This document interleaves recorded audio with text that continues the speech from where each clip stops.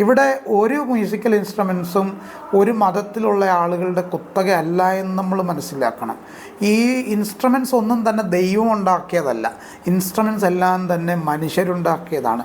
ചെണ്ടയുമായി ബന്ധപ്പെട്ട് ചിന്തിക്കുമ്പോൾ പാലക്കാട്ടിലുള്ള 2 ഗ്രാമങ്ങൾ, ആ ഗ്രാമങ്ങളുടെ പേരെനിക്ക് ഓർമ്മ വരുന്നില്ല, ആ 2 ഗ്രാമങ്ങളിലാണ് മെയിനായിട്ട് ഈ ചെണ്ട ഉണ്ടാക്കുന്നത്. അത് അവരുടെ ജീവിത സന്ധാരണത്തിന് വേണ്ടി അവർ അത് ഉപയോഗിക്കുന്നു. അവിടെ നിന്ന് അത് ആളുകൾ വാങ്ങിക്കൊണ്ട് പോകുന്നു, അല്ലെങ്കിൽ ഹോൾസെയിലിൽ അവർ വിൽക്കുന്നു. ഒരിക്കലും അവർ ചോദിക്കുന്നില്ല ഹൈന്ദവർക്കുള്ള ചെണ്ട ഇതാണ്, അല്ലെങ്കിൽ മുസ്ലിങ്ങൾക്കുള്ള ചെണ്ട ഇതാണ്, ക്രൈസ്തവർക്കുള്ള ചെണ്ട ഇതാണെന്നും പറഞ്ഞ് മാറ്റി വേർതിരിച്ചല്ല അവിടെ ചെണ്ട നിർമ്മിക്കുന്നത്. ചെണ്ട എന്ന് പറയുന്ന ഒരു ഉപകരണം അവർ നിർമ്മിക്കുമ്പോൾ അത് മതസാംസ്കാരിക ഏകീകരണത്തിൻ്റെ സൂചനയാണെന്ന് മനസ്സിലാക്കണം. ക്രൈസ്തവരുടെ ഇടയിൽ, പ്രത്യേകിച്ച് ബെന്തക്കോസ് വിശ്വാസികളുടെ ഇടയിൽ കഴിഞ്ഞ 1-2 ആഴ്ചകളായി ചർച്ച ചെയ്യുന്ന പ്രധാനപ്പെട്ട ഒരു കാര്യമാണ് ചെണ്ട വിവാദം എന്ന് പറയുന്നത്. അപ്പം ചെണ്ട നമ്മുടെ ഇടയിൽ ഇപ്പോൾ വലിയ ചർച്ചാ വിഷയമായിരിക്കുകയാണ്. വിശ്വാസികളുടെയും ഉപദേശിമാരുടെയും ഇടയിൽ ചെണ്ടയെപ്പറ്റിയുള്ള വലിയ പഠനങ്ങളും ഒക്കെ നടക്കുന്നു. ചെണ്ടയെപ്പറ്റിയൊക്കെ ആളുകൾ കൂടുതൽ സംസാരിക്കും. നമ്മുടെ ഇടയിൽ ചെണ്ടയുടെ ആവശ്യമുണ്ടോ, ചെണ്ടയടിക്കുന്നവരെ നമ്മുടെ വേദികളിൽ കയറ്റേണ്ടതുണ്ടോ എന്നൊക്കെ നമ്മൾ സംസാരിച്ച് തുടങ്ങിയിട്ടുണ്ട് എന്നുള്ളതാണ് ഞാൻ മനസ്സിലാക്കുന്നത്. പക്ഷെ നമ്മൾ ഈ പുല്ലാങ്കുഴലിനെ നമ്മൾ ഓൾറെഡി എടുത്തു കഴിഞ്ഞു അല്ലേ. പുല്ലാങ്കുഴൽ നമ്മുടെ വേദിയിലെ ഒരു പ്രധാന വാദ്യോപകരണമായി മാറിക്കഴിഞ്ഞു.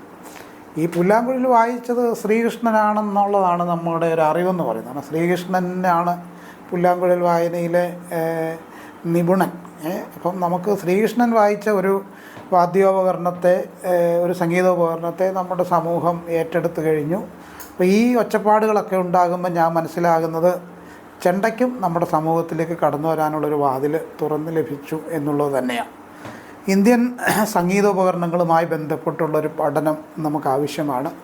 ഇവിടെ ചെണ്ടയടിക്കാരാരൊക്കെയായിരുന്നു, അവരുടെ മതം എന്താണ്, അവരുടെ ജാതി എന്താണ്, അവരേത് സമൂഹത്തിൽ നിന്നുള്ളവരാണ്, ഇതൊന്നും നമ്മൾ ചർച്ച ചെയ്യാനായിട്ട് ഉദ്ദേശിക്കുന്നില്ല. അങ്ങനെ ചർച്ച ചെയ്തിട്ട് വലിയ കാര്യമൊന്നുമില്ല. ചെണ്ട എന്ന് പറയുന്ന ആ സംഗീതോപകരണത്തെ പറ്റി, അല്ലെങ്കിൽ ഇന്ത്യയിലുള്ള വിവിധ സംഗീതോപകരണങ്ങളെ പറ്റി സംസാരിച്ചിട്ട് വേറെ കുറച്ച് കാര്യങ്ങൾ പറഞ്ഞ് ഈ വീഡിയോ അവസാനിപ്പിക്കാനാണ് ആഗ്രഹിക്കുന്നത്. ഈ ഹലാൽ സംഗീത പരിപാടി അറേഞ്ച് ചെയ്തത് നമ്മുടെ ഒരു കൂട്ടം സുവിശേഷകരായിട്ടുള്ള ആളുകളാണ്. Pastor K A Thomas, K A Abraham, അതുപോലെയുള്ള കുറേ സുവിശേഷകർ അത് സംഘടിപ്പിച്ച ഒരു മീറ്റിംഗാണത്. അതിൽ കേരളത്തിലുള്ള മിക്കവാറും സംഗീതജ്ഞന്മാരെല്ലാം ആ പ്രോഗ്രാമിൽ പങ്കെടുത്തിട്ടുണ്ട്. ഏകദേശം 1000-ഓളം ക്രൈസ്തവ ഗായകരുടെ പരിപാടിയായിട്ടാണ് ആ ഒരു പ്രോഗ്രാമിനെ നമ്മൾ മനസ്സിലാക്കുന്നത്. എൻ്റെ അറിവ് ശരിയാണെങ്കിൽ ധാരാളം ഗായകരെ അനുമോദിക്കുന്ന ചടങ്ങുകൾ കൂടെ ആ ഒരു പ്രോഗ്രാമിൽ ഉണ്ടായിരുന്നു. എന്നിരുന്നാലും എന്തൊക്കെയായിരുന്നാലും ഈ ഒരു പ്രോഗ്രാം സംഘടിപ്പിച്ച സംഘാടക സമിതിക്ക് പ്രത്യേകം നന്ദി അറിയിക്കുന്നു. കാരണം ഇങ്ങനെ വ്യത്യസ്തമായൊരു പ്രോഗ്രാം നമ്മൾ ഈ സമീപകാലത്ത് കണ്ടിട്ടില്ല. നിങ്ങളെടുത്തൊരു വലിയ ചലഞ്ച് തന്നെയാണ്. ആ ചലഞ്ച് ഞങ്ങൾ അപ്രീഷിയേറ്റ് ചെയ്യുന്നു. ഈ ചെണ്ട അടിച്ച ആളുകളുമായി ബന്ധപ്പെട്ടുള്ളൊരു കാര്യം ഉണ്ട്. പിന്നൊരു കാര്യം, നമ്മൾ ബന്ധക്കോസ്തുകാരായിട്ടുള്ള ആളുകളെ സംബന്ധിച്ച് നമ്മളെല്ലാ കാര്യത്തിനും അഭിപ്രായം പറയുന്ന ആളുകളാണ്. അതുകൊണ്ട് തന്നെ നമുക്ക് അതിൻ്റെ ബുദ്ധിമുട്ടുകൾ ഉണ്ടാവാറുണ്ട്. നമ്മുടെ കൂടെയുള്ള എല്ലാവരും അഭിപ്രായം പറയും. പോകുന്നിടത്ത് അഭിപ്രായം പറയും, വരുന്നിടത്ത് അഭിപ്രായം പറയും, കാണുന്നതിനും കാണാത്തതിനും അഭിപ്രായം പറയും. ഈ കോട്ടയം മീൻ ചന്തയിൽ ഉപദേശിമാർ വന്ന് ഈ മീൻ വിൽക്കുന്ന, അല്ലെങ്കിൽ മീൻ ചന്തയുള്ള ദിവസം വന്നൊരു നിൽക്കുമെന്ന് അവിടെയുള്ള മീൻ വിൽക്കുന്ന ആളുകൾ പറയും. ചുമ്മാ ഡയലോഗ് വിടുക, ചുമ്മാതെ വർത്തമാനം പറയുക, അങ്ങനെയായാൽ എങ്ങനെയാണെന്നൊക്കെ ചുമ്മാ ചോദിക്കുക. അപ്പോൾ ഈ അവിടെ വിൽക്കുന്ന ആളുകൾക്ക് കൃത്യമായിട്ട് അറിയാം ഇതെല്ലാം ഉപദേശിമാരാണെന്ന് കൃത്യമായിട്ടറിയാം. അതുകൊണ്ട് അവർ രൂക്ഷമായ ഭാഷയിൽ പ്രതികരിക്കുന്നില്ല എന്നുള്ളതേ ഉള്ളൂ. ഞാനത് പറഞ്ഞതിൻ്റെ താല്പര്യം എന്താണെന്ന് ചോദിച്ചാൽ, എല്ലാ കാര്യത്തിലും ചുമ്മാതെ കയറി പ്രതികരിക്കുന്നത് ഒരു നല്ല പ്രവണതയല്ല. ഇപ്പോൾ ഈ ചെണ്ടയുമായി ബന്ധപ്പെട്ട്, ചെണ്ടയടിക്കാരുമായി ബന്ധപ്പെട്ടുള്ള കുറച്ച് അവർക്കെതിരെയുള്ള കുറച്ച് കാര്യങ്ങളാണ് കഴിഞ്ഞ ദിവസങ്ങളിൽ പറയുന്നത്. ചെണ്ടയടിച്ച ആളുകൾ ആരൊക്കെയാണ്? എന്തായാലും ചെങ്കൽച്ചൂളയിൽ കുറേ ആളുകൾ രക്ഷിക്കപ്പെട്ടു. അവരുടെ കഴിഞ്ഞ കാലങ്ങളിലെ പാപസ്വഭാവങ്ങളൊക്കെ വിട്ട് ക്രിസ്തുവിൻ്റെ വഴിയിലേക്ക് വരാൻ അവർക്ക് സാഹചര്യമൊരുക്കപ്പെട്ടു. അവരിൽ പല ആളുകളും ഈ ചെണ്ടയടിക്കാൻ ഉണ്ടായിരുന്നു. എന്നാൽ ഇതിനെതിരെ സംസാരിക്കുന്ന ആളുകൾ പറയുന്നത് ചെണ്ടയടിക്കാൻ വന്ന ആളുകളിൽ മിക്കവരും അമ്പലത്തിൽ ചെണ്ടയടിക്കുന്നവരായിരുന്നു എന്നുള്ളതാണ്. അപ്പോൾ ഞാൻ പറയുന്നത്, ഞാൻ ഈ ഒരു കാര്യത്തെ വളരെ പോസിറ്റീവായിട്ട് കാണുന്നു. കാരണം ഈ വിശുദ്ധി വേർപാട് അത്തരം കാര്യങ്ങളുമായി ബന്ധപ്പെട്ട് ഞാൻ അതിനെ കണക്ട് ചെയ്യാൻ ഉദ്ദേശിക്കുന്നില്ല. വിശുദ്ധി വേർപാടെന്നൊക്കെ പറഞ്ഞ് നമ്മുടെ വ്യക്തിപരമായിട്ടുള്ള കാര്യങ്ങളാണ്. സമൂഹത്തിലെ ഒരു കോമൺ പ്രോഗ്രാം വരുമ്പോൾ നമ്മൾ ചിലപ്പോൾ മാറി ചിന്തിക്കേണ്ടതായിട്ട് വരും. ഇതിൽ ഞാൻ ഈ സംഘാടക സമിതിയെ അനുമോദിക്കുന്നതിൻ്റെ പ്രധാനപ്പെട്ട കാരണം, ചെണ്ടയടിക്കാൻ ഹൈന്ദവരായിട്ടുള്ള ആളുകൾക്ക് അവസരം കൊടുത്തിട്ടുണ്ടെങ്കിൽ അത് അവരെ കൂടെ നമ്മൾ ഉൾക്കൊണ്ടു എന്നുള്ളതിൻ്റെ ഒരു തെളിവാണ്. മാത്രവുമല്ല, അവർക്ക് നമ്മളുടെ പ്രോഗ്രാമുകൾ എന്താണെന്നും നമ്മളുടെ സാംസ്കാരിക അനുഭവങ്ങൾ എന്താണെന്നും അവർക്ക് മനസ്സിലാകാനൂടെ ഒരു മുഖാന്തരമായിട്ടുണ്ട് ഈ പ്രോഗ്രാമിലൂടെ എന്ന് ഞാൻ മനസ്സിലാക്കുന്നു.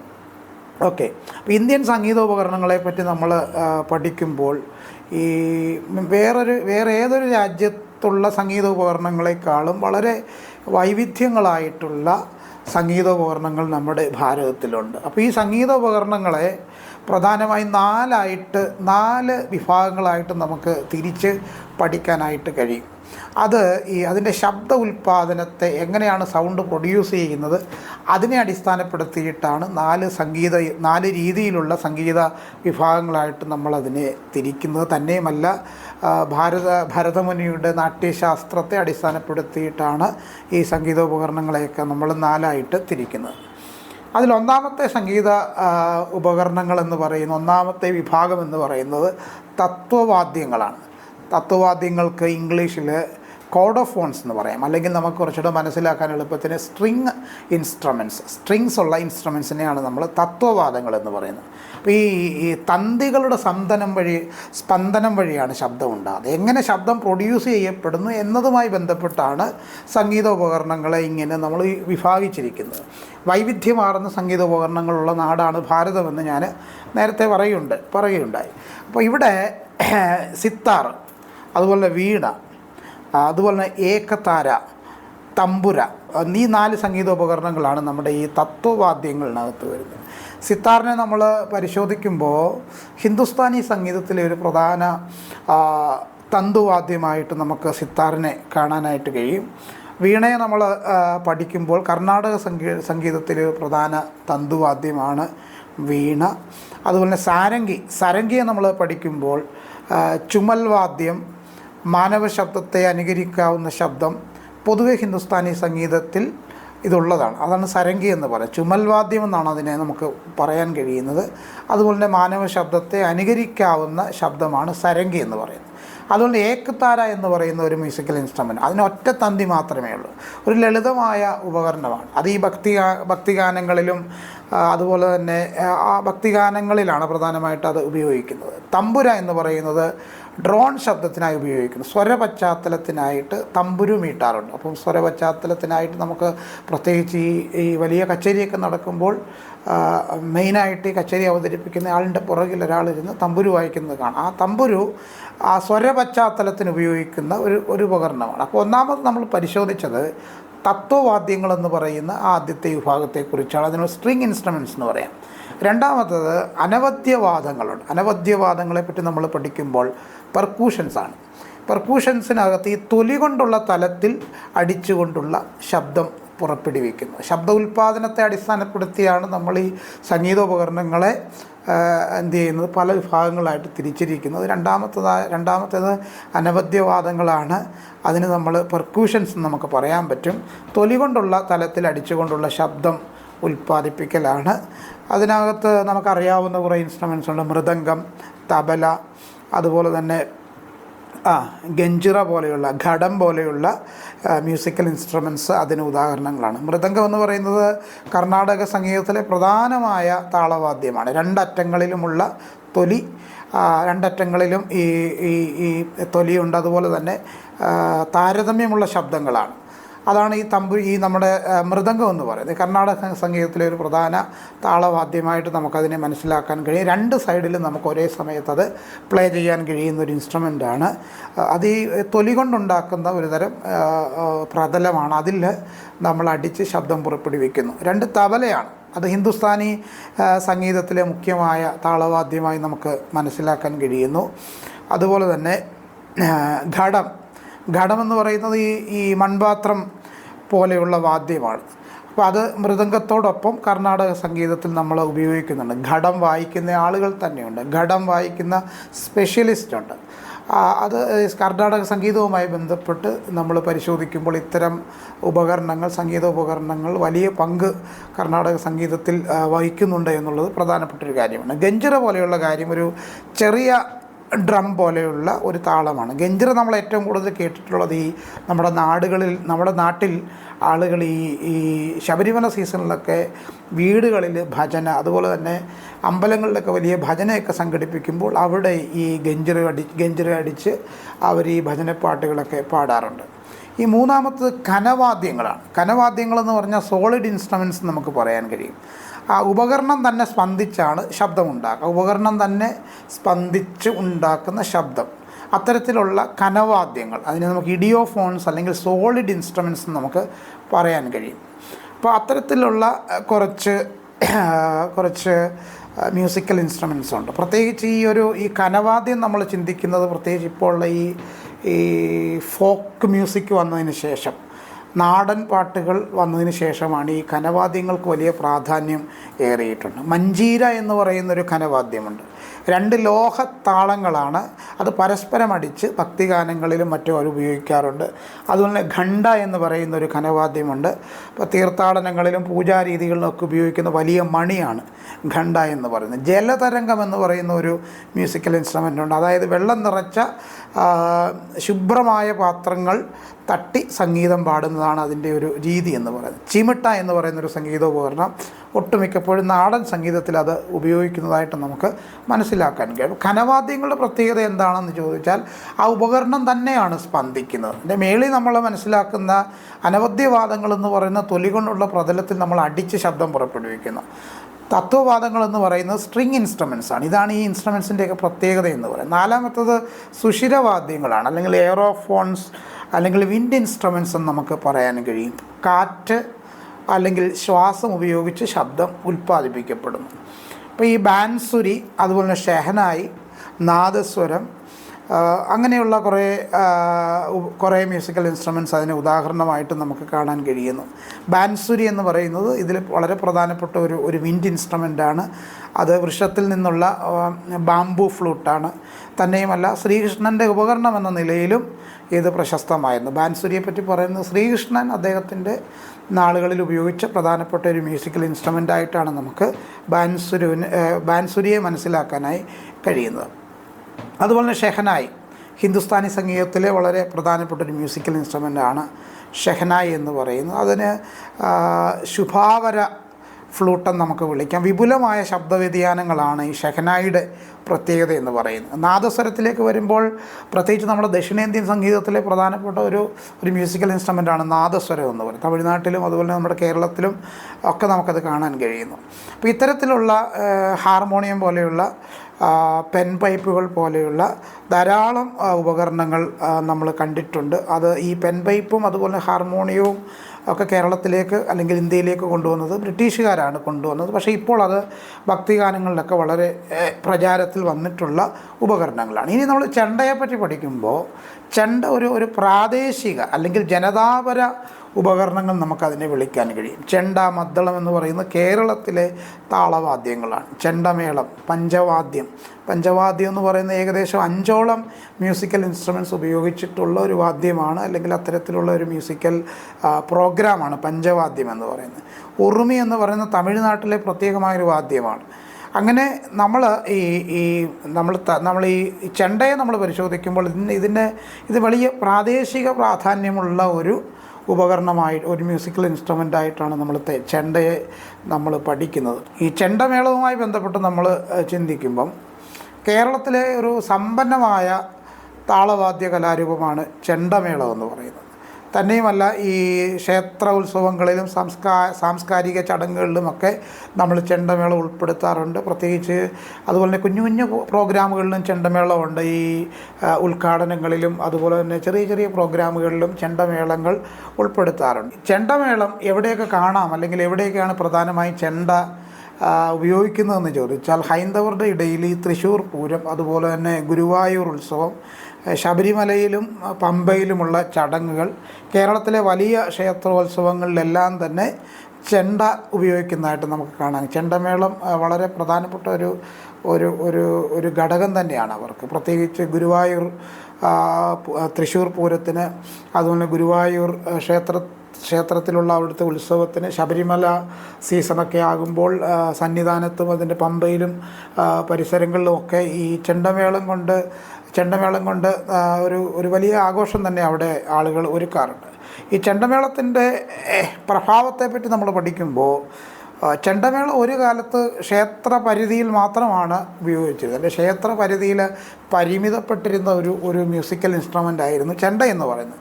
എന്നാൽ ഇന്ന് ചെണ്ട ക്ഷേത്ര പരിസരത്തിനുള്ളിൽ നിന്ന് പുറത്തേക്ക് എത്തി എന്നുള്ള ഒരു പ്രധാനപ്പെട്ട ഒരു കാര്യമാണ്. ഇന്ന് കലാസംഘടനകളിലും കലാപരിപാടികളിലും അതുപോലെ തന്നെ വിവാഹങ്ങളിലും മറ്റ് ഔദ്യോഗിക ചടങ്ങുകളിലുമെല്ലാം ഈ സംഗീത രൂപത്തെ നമുക്ക് കാണാൻ കഴിയുന്നു. ചെണ്ടമേളം കേരളത്തിൻ്റെ സാംസ്കാരിക ഘടനയുടെ ഹൃദയത്തിൽ താളമിട്ട് നടക്കുന്ന കലാരൂപമെന്ന് നമുക്ക് പറയാൻ കഴിയും. അതുപോലെ ഈ വ്യത്യസ്ത മതങ്ങൾ എങ്ങനെയാണ് ചെണ്ടയെ കൈകാര്യം ചെയ്യുന്നതെന്ന് നമുക്ക് നോക്കാം. അപ്പോൾ ഞാൻ നേരത്തെ പറഞ്ഞതുപോലെ തന്നെ ഈ ചെണ്ടയെ നമ്മളൊരു യൂണിവേഴ്സലായിട്ട്, അല്ലെങ്കിൽ ലോകത്തിലെല്ലായിടത്തും ഉപയോഗിക്കുന്ന ഒരു ഉപകരണമായിട്ട് നമ്മളതിനെ അങ്ങനെയല്ല കാണേണ്ടത്. മറിച്ച് അതിൻ്റെ ഒരു പ്രാദേശിക സ്വഭാവം മനസ്സിലാക്കിയാണ് നമ്മൾ ചെണ്ടയെ മനസ്സിലാക്കേണ്ടത്. പ്രത്യേകിച്ച് കേരളത്തിലെ ഒരു തനത് താളവാദ്യമായിട്ട് ചെണ്ടയെ നമ്മൾ പരിഗണിക്കുന്നതിൽ തെറ്റില്ല. ഈ ചെണ്ടയുടെ സ്വാധീനം പല മതങ്ങളിലുമുണ്ട്. എല്ലാ മതങ്ങളിലും ചെണ്ടയുടെ സ്വാധീനമുണ്ട്. ചില മതങ്ങളിൽ വലിയ തോതിൽ ഉപയോഗിക്കുന്നു, മറ്റ് ചില മതങ്ങളിൽ ചെറിയ തോതിൽ ഉപയോഗിക്കുന്നു എന്ന് മാത്രം. എന്നിരുന്നാലും ക്ഷേത്ര പരിസരത്തിന് പുറത്തേക്ക് എല്ലായിടങ്ങളിലേക്കും ഇന്ന് ചെണ്ടയുടെ ഒരു അതിപ്രസരം ഉണ്ടായിട്ടുണ്ട് എന്നുള്ളത് ഒഴിവാക്കാൻ കഴിയാത്തൊരു വസ്തുത തന്നെയാണ്. അപ്പം തന്നെ ഈ ചെണ്ടയുടെ ശബ്ദം, അത് പുറപ്പെടുവിക്കുന്ന ഒച്ച, അതിൻ്റെ ശക്തി, അതൊരു തരം ഉത്സവ മൂഡാണ് നമുക്ക് തരുന്നത്. ഇത് കേരളത്തിലെ മതപരമായ കലയുമായി അതിഗംഭീരമായി ബന്ധപ്പെട്ട് കിടക്കുന്നു എന്ന് നമുക്ക് മനസ്സിലാക്കാൻ കഴിയുന്നു. ഞാൻ നേരത്തെ പറഞ്ഞതുപോലെ ഹിന്ദുക്കളുടെ ഇടയിൽ മാത്രമല്ല, ക്രൈസ്തവരും മുസ്ലിം സമുദായത്തിലും ഒക്കെ ഉള്ള ആളുകൾ ചെണ്ട ഉപയോഗിക്കാറുണ്ട്. നമ്മുടെ ആഘോഷങ്ങളിൽ ചെണ്ട ഇന്ന് ഒഴിവാക്കാൻ കഴിയാത്ത ഒരു വാദ്യമേളം തന്നെയാണ്. ഹിന്ദുമതത്തിലെ ചെണ്ടയുടെ സ്വാധീനത്തെപ്പറ്റി നമുക്ക് പ്രാരംഭമായി ചിന്തിക്കാം. എങ്ങനെയാണ് ചെണ്ട ഹിന്ദുമതത്തിലെ ആളുകൾ ഹിന്ദു സാംസ്കാരിക പരിപാടികളിൽ എങ്ങനെയാണ് ഉപയോഗിക്കുന്നത് നമുക്ക് നോക്കാം. ചെണ്ട പ്രധാനമായി ഹിന്ദുമതത്തിലെ ക്ഷേത്രകലകളിൽ ഉപയോഗിക്കുന്നതായി കാണാൻ കഴിയും. ഇതിന് ശക്തമായ താളം ക്ഷേത്ര പരിസരത്തെ ഉത്സവ മൂഡിലാക്കുന്നു. ഈ ചെണ്ടയുടെ പ്രത്യേകത എന്ന് പറഞ്ഞാൽ അതിൻ്റെ ശബ്ദം തന്നെയാണ്. പണ്ട് ചെണ്ട ഉപയോഗിച്ചിരുന്നത് എന്തെങ്കിലും പ്രധാനപ്പെട്ട ഒരു വാർത്ത, സർക്കാർ സംബന്ധമായ ഒരു വാർത്ത നാട്ടിലുള്ള ആളുകളെ അറിയിക്കാൻ വേണ്ടി ചെണ്ട കൊട്ടി പുറപ്പെടുകയും ചെണ്ട കൊട്ടലിൻ്റെ ശബ്ദം കേട്ട് ആളുകൾ ഓടി വരികയും ആ സമയത്ത് വാർത്ത അവരോട് പറയുകയും ചെയ്യുന്നൊരു പതിവ് ഉണ്ടായിരുന്നു. ഉത്തര കേരളത്തിൽ തെയ്യത്തിന് ചെണ്ട ഉപയോഗിക്കാറുണ്ട്. അതുപോലെ തന്നെ കുടിയാട്ടം, കൂത്ത് പോലെയുള്ള അത്തരം സാംസ്കാരിക പരിപാടികളിൽ ചെണ്ട ഉപയോഗിക്കാറുണ്ട്. കഥകളിയിൽ പ്രധാനമായും ചെണ്ടയുടെ ഉപയോഗം വളരെ എടുത്തു പറയേണ്ടുന്ന ഒന്നാണ്. കഥകളിക്കകത്ത് വ്യത്യസ്തമായ ഭാവങ്ങളുണ്ട്. കഥകളിക്കകത്ത് ചിതരണമുണ്ട്, വൈഭവമുണ്ട്, ഉത്സാഹമുണ്ട്. ഈ ചിതരണവും വൈഭവവും ഉത്സാഹവും ഒക്കെ തെളിയിക്കാൻ വേണ്ടി ഈ കഥകളി ചെയ്യുന്നയാളിൻ്റെ കൂടെ തന്നെ ചെണ്ടയുടെ ഒരു സ്വാധീനം അവിടെ ഉണ്ട് നമുക്ക് മനസ്സിലാക്കാൻ കഴിയും. ക്ഷേത്ര ഉത്സവങ്ങൾ, പ്രത്യേകിച്ച് പൂരം പോലെയുള്ള, ആറാട്ട് പോലെയുള്ള, കലമ്പ എന്ന പേരിൽ അറിയപ്പെടുന്ന ഉത്സവങ്ങളിൽ അനിവാര്യമായ ഒരു വാദ്യോപകരണമാണ് ചെണ്ട എന്ന് പറയുന്നത്. ഈ ചെണ്ട ഉപയോഗത്തിൻ്റെ ആധാരങ്ങൾ, എന്തുകൊണ്ടാണ് ചെണ്ട ഉപയോഗിക്കുന്നത് എന്ന് നമ്മൾ ഈ ഹൈന്ദവ സംസ്കാരവുമായി ബന്ധപ്പെട്ട് പരിശോധിക്കുമ്പോൾ ദേവാരാധനയുടെ ഭാഗമായി താളം നൽകിയിട്ട് ദേവതയുടെ പ്രത്യക്ഷത ഒരുക്കുന്നു എന്ന ആധികാരികമായ ഒരു വിശ്വാസം, അത് അവരുടെ മതപരമായൊരു വിശ്വാസമാണ്. ഈ ചെണ്ട അടിക്കുന്നവരെല്ലാം ഹിന്ദുക്കളല്ല. ഹിന്ദുക്കൾക്ക് മാത്രമേ ചെണ്ട ഉപയോഗിക്കാനാവൂ എന്ന് അങ്ങനെ നമുക്ക് ചിന്തിക്കാനാവത്തില്ല. കാരണം ഇത് ഏതൊരാൾക്കും ഉപയോഗിക്കാൻ കഴിയുന്നൊരു മ്യൂസിക്കൽ ഇൻസ്ട്രുമെൻ്റാണ്. താളബോധമുള്ളവർക്ക് ചെണ്ട ഉപയോഗിക്കാം. ചെണ്ട പഠിക്കാൻ താല്പര്യമുള്ളവർക്ക് അത് പഠിച്ച് ഉപയോഗിക്കുന്നതിൽ തെറ്റില്ല. ഏത് വേദിയിൽ ഉപയോഗിക്കുന്നു എന്നതിന് പ്രസക്തിയില്ല. അതൊരു ഹൈന്ദവരുടെ ഇടയിലാണെങ്കിലും മുസ്ലിങ്ങളുടെ ഇടയിലാണെങ്കിലും ക്രൈസ്തവരുടെ ഇടയിലാണെങ്കിലും ഇത് പഠിച്ച ആൾ ഉപയോഗിക്കുന്നതിൽ തെറ്റില്ല എന്നുള്ള വിശ്വാസക്കാരനാണ് ഞാൻ. വിശുദ്ധിയും വേർപാടും ആയിട്ട് അതിനെ കണക്ട് ചെയ്യുമ്പോൾ പ്രശ്നമാണ്. അങ്ങനെ കണക്ട് ചെയ്തില്ലെങ്കിൽ നോ പ്രോബ്ലം. അങ്ങനെ കണക്ട് ചെയ്യാൻ പോയാൽ നമുക്ക് ചെണ്ട കൊണ്ട് നടക്കാനോ അല്ലെങ്കിൽ ചെണ്ട പഠിക്കാനോ ചെണ്ട ഉപയോഗിക്കാനോ ഒന്നും തന്നെ ഉള്ള സാഹചര്യങ്ങൾ ഉണ്ടാവില്ല എന്നുള്ളതാണ് സത്യം. ഇതൊരു കലയാണ്. ഇപ്പം ചെണ്ട അടിക്കുക അല്ലെങ്കിൽ ചെണ്ട അഭ്യസിക്കുക എന്ന് പറയുന്ന ഒരാൾക്ക് താല്പര്യം ഉണ്ടായിട്ടായിരിക്കും, അല്ലെങ്കിൽ താളബോധം ഉള്ളത് കൊണ്ടാണ് താല്പര്യം ഉണ്ടാകുന്നത്.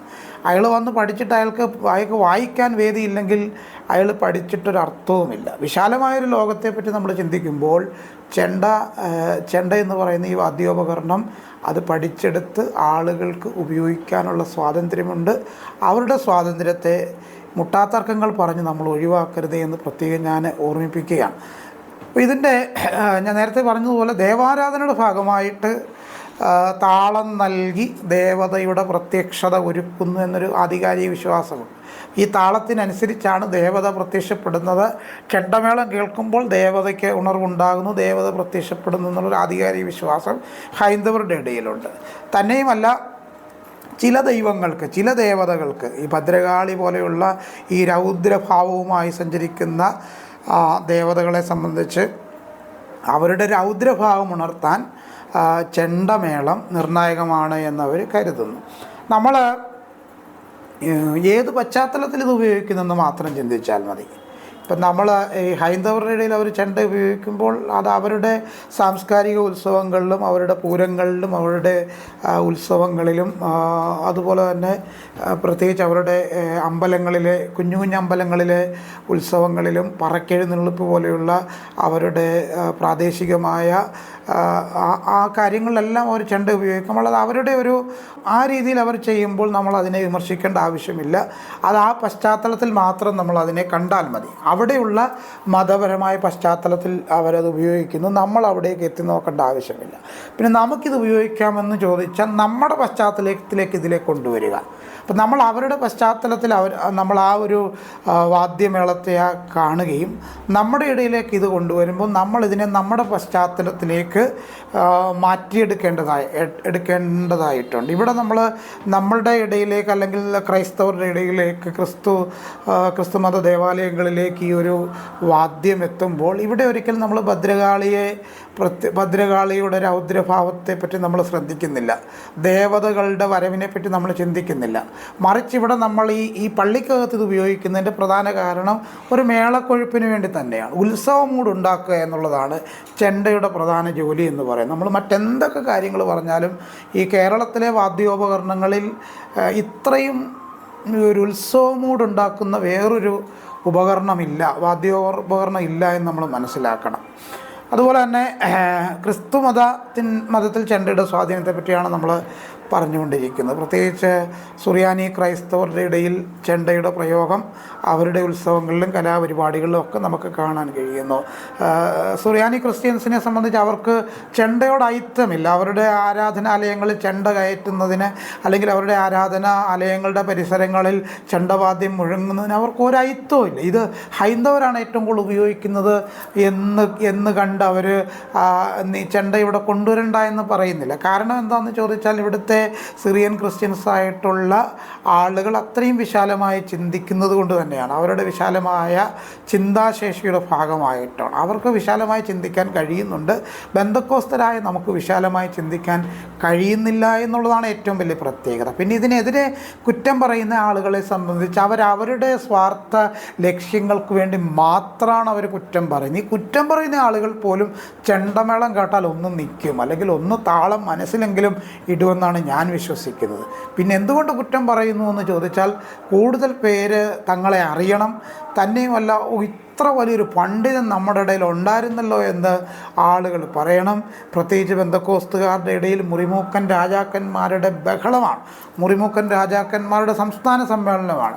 അപ്പോൾ ഇങ്ങനെ കുറ്റം പറയുമ്പോൾ കൂടുതൽ മുറിമൂക്കൻ രാജാക്കന്മാർ ഉണ്ടാവുകയുള്ളൂ. ഇവിടെ നിങ്ങൾ സിറിയൻ ക്രിസ്ത്യൻസിൻ്റെ വിശാലമായ ഒരു കാര്യങ്ങളെ ഉൾക്കൊള്ളുന്നൊരു വിശാലതയെ നമ്മളും മനസ്സിലാക്കേണ്ടതായിട്ടുണ്ട്. അവരുടെ പള്ളിപ്പറമ്പിലെ ഘോഷയാത്രകളിൽ അമ്പലം പോലെ തന്നെയാണ് പള്ളിയിലും അവർ ഉറപ്പുള്ള താളം തന്നെയാണ് നൽകുന്നത്. പള്ളിയിലെ ഘോഷയാത്രയ്ക്ക് എൻ്റെ അറിവനുസരിച്ച് അവർ പിന്നെ പള്ളികളിലെല്ലാം ഒരു പരസ്യം കൊടുത്തിട്ട് നമ്മുടെ പള്ളിക്കകത്ത് ചെണ്ടയടിക്കുന്ന എത്ര പേരുണ്ടെന്ന് ലിസ്റ്റ് എടുത്തിട്ടല്ല അവർ ചെണ്ടയടിക്കാൻ ആളെ വിളിക്കുന്നത്. മറിച്ച് അവരുടെ സമൂഹത്തിലുള്ള ഹൈന്ദവ സഹോദരങ്ങൾ അല്ലെങ്കിൽ ഹൈന്ദവ ക്ഷേത്രങ്ങളിൽ ഏറ്റവും മനോഹരമായിട്ട് ചെണ്ടയടിക്കുന്ന ഏതെങ്കിലും ഒരു ഗ്രൂപ്പിനെ വിളിച്ചാണ് അവരുടെ പള്ളിപ്പറമ്പിലെ ഘോഷയാത്രയ്ക്ക് ചെണ്ടയടിക്കാനായിട്ട് വിളിക്കുന്നത്.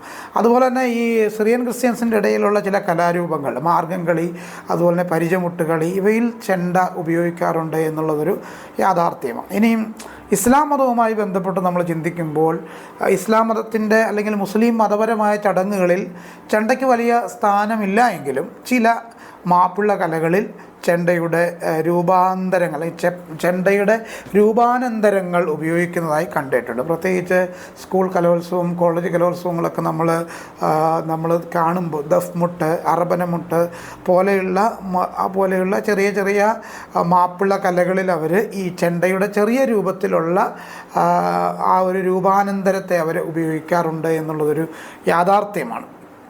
അതുപോലെ തന്നെ ഞങ്ങളുടെ പത്തനംതിട്ട ജില്ലയിൽ ഏനാത്ത് എന്ന് പറയുന്ന സ്ഥലത്ത് കള്ളമല മുസ്ലിം പള്ളിയിൽ ചന്ദനക്കുടം എന്ന് പറയുന്നൊരു പ്രത്യേക ഒരു പ്രോഗ്രാമുണ്ട്. ആ സമയത്ത് അവിടെ അവർ ചെണ്ട ഉപയോഗിക്കാറുണ്ട്. ചെണ്ടയോട് നമുക്ക് അയിത്തം വെക്കേണ്ട ആവശ്യമില്ല. നാലാമത് നമ്മൾ മനസ്സിലാക്കേണ്ട, ചെണ്ട എന്ന് പറയുന്നത് മതസാംസ്കാരിക ഏകീകരണത്തിൻ്റെ സൂചകമായിട്ടാണ് നമ്മൾ ചെണ്ടയെ കാണേണ്ടത്.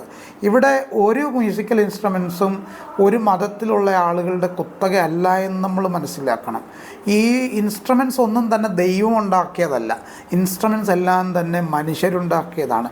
ചെണ്ടയുമായി ബന്ധപ്പെട്ട് ചിന്തിക്കുമ്പോൾ പാലക്കാട്ടിലുള്ള 2 ഗ്രാമങ്ങൾ, ആ ഗ്രാമങ്ങളുടെ പേരെനിക്ക് ഓർമ്മ വരുന്നില്ല, ആ 2 ഗ്രാമങ്ങളിലാണ് മെയിനായിട്ട് ഈ ചെണ്ട ഉണ്ടാക്കുന്നത്. അത് അവരുടെ ജീവിത സന്ധാരണത്തിന് വേണ്ടി അവർ അത് ഉപയോഗിക്കുന്നു. അവിടെ നിന്ന് അത് ആളുകൾ വാങ്ങിക്കൊണ്ട് പോകുന്നു, അല്ലെങ്കിൽ ഹോൾസെയിലിൽ അവർ വിൽക്കുന്നു. ഒരിക്കലും അവർ ചോദിക്കുന്നില്ല ഹൈന്ദവർക്കുള്ള ചെണ്ട ഇതാണ്, അല്ലെങ്കിൽ മുസ്ലിങ്ങൾക്കുള്ള ചെണ്ട ഇതാണ്, ക്രൈസ്തവർക്കുള്ള ചെണ്ട ഇതാണെന്നും പറഞ്ഞ് മാറ്റി വേർതിരിച്ചല്ല അവിടെ ചെണ്ട നിർമ്മിക്കുന്നത്. ചെണ്ട എന്ന് പറയുന്ന ഒരു ഉപകരണം അവർ നിർമ്മിക്കുമ്പോൾ അത് മതസാംസ്കാരിക ഏകീകരണത്തിൻ്റെ സൂചനയാണെന്ന് മനസ്സിലാക്കണം. ഹിന്ദു ഉത്സവങ്ങളിൽ ചെണ്ട ഉപയോഗം കടമയെന്ന നിലയിൽ സ്വീകരിക്കുന്നു. ക്രിസ്തീയ സഭകളിൽ ചെണ്ടകളോടൊപ്പം ഘോഷയാത്രകൾ നടത്തുന്നത് ഒരു സംസ്കാരത്തിൻ്റെ ഭാഗമായിട്ട് അവർ ഉപയോഗിക്കുന്നു. സംസ്കാരത്തിൻ്റെ ഭാഗമെന്ന് പറഞ്ഞാൽ ഒരു ഉത്സവ മൂടിന് വേണ്ടിയാണ് ഇത് ഉപയോഗിക്കുന്നത്. ചെണ്ട ഒരു മതേതര സാംസ്കാരിക ഐക്യത്തിൻ്റെ ഭാഗമായി മാറുന്നു എന്നുള്ളതാണ് ഏറ്റവും പ്രധാനപ്പെട്ട കാര്യം. ഈ ഒരു മ്യൂസിക്കൽ ഇൻസ്ട്രുമെൻസിനെ പറ്റി ഒന്നും അറിയാതെ, ഒരു വാഴയ്ക്കായും അറിയാതെ നമ്മൾ അതിനെ കുറ്റം പറയുന്നത് ശരിയല്ല. നിങ്ങൾക്കറിയാത്ത കാര്യത്തെപ്പറ്റി നിങ്ങൾ സംസാരിക്കാൻ പാടില്ല. ഇന്ത്യയിലുള്ള സംഗീതോപകരണങ്ങളെല്ലാം തന്നെ ഹൈന്ദവ സാംസ്കാരിക പശ്ചാത്തലവുമായി വളരെ ബന്ധപ്പെട്ട് കിടക്കുകയാണ്. അതൊന്നും നമുക്ക് ഉപയോഗിക്കാൻ പാടില്ല എന്ന് നമ്മളൊരിക്കലും ചിന്തിക്കേണ്ടതില്ല. മറിച്ച് അതിനെയെല്ലാം വളരെ ഹൃദയപൂർവ്വമായി സമഭാവനയോടുകൂടെ ഉൾക്കൊള്ളാനുള്ള വിശാലമായ മനസ്സ് നിങ്ങൾക്കെല്ലാവർക്കും ഉണ്ടാകട്ടെ എന്ന് ആശംസിച്ചുകൊണ്ട് എൻ്റെ വീഡിയോ ഇവിടെ പൂർണ്ണമാക്കുന്നു.